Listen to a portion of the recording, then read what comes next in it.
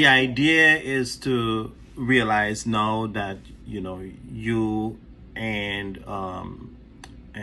your daughter's father are separated, to remember a few things as she grows through this period. The mommy and daddy being together will continue to be a belief that she has, and the culture that she's growing up in, the movies that she's going to be looking at, they will always have this representation of mommy and daddy, and that's what she will know. So don't be surprised if she says from time to time, are you and daddy gonna get back together, But the most important thing is, what's more damaging after a separation is, the lies, the half-truths, the malicious stories that are told to these children, and they do that primarily to prejudice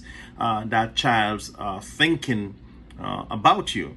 And some children, they grow with this idea about that parent without even getting to know that parent. So like one person brought to my attention that idea that child has about the parent is not his own idea, but is the idea of, in this case, the mother planting these seeds of lies and half-truths, and innuendos in this child's head from a very young age. So by the time this person met their father, in this case, he had already had this biased impression about his father, and no matter what his father said, no matter how much his father explained to him, no matter how many other people gave him a report of what actually happened, to this day, he held on to this biased report about the father, because the truth is the mother did not, like your husband, take responsibility for the decision she made. She made a decision to cheat, just like your husband.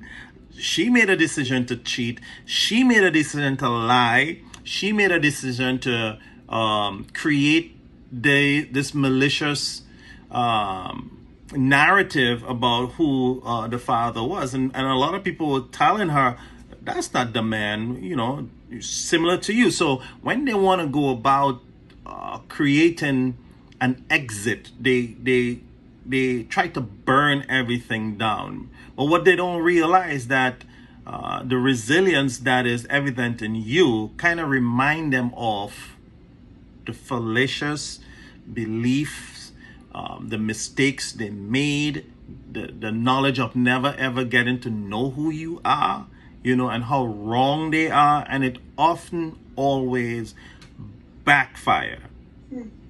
Often always. I have never seen any man or any woman who has left their wife or husband and maliciously try to destroy that person. I have never seen that person really rebound in any healthy way. And usually it's their own dysfunctions that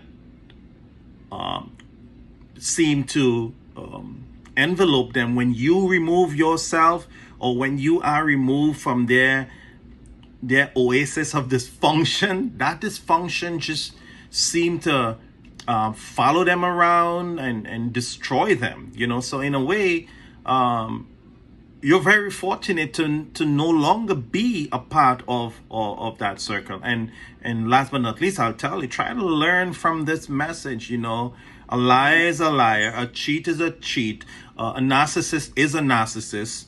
All right. And they often come with these narcissistic and borderline personalities, right? So for example, on the one hand, they love you and they praise you and you're the best thing that happens. And the moment things aren't going right for them, they break you down. You're the worst thing in the world.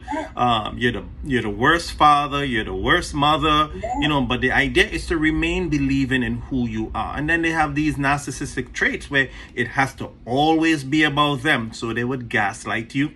Yes. They would blame you. They would say that you're the reason why I cheated. You're the reason why I spend the night out. Because these people actually don't have the capacity to empathize, and they cannot experience themselves in this relationship with you. And that's a sad thing.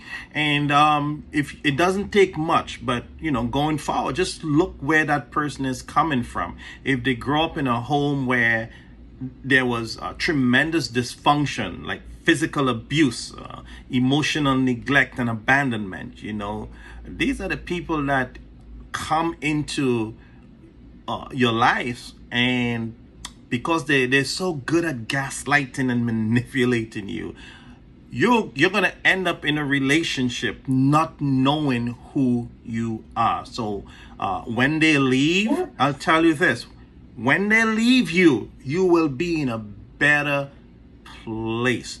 The idea is now, as I said, how are you gonna be a supportive parent as you try to co-parent with a dysfunctional parent.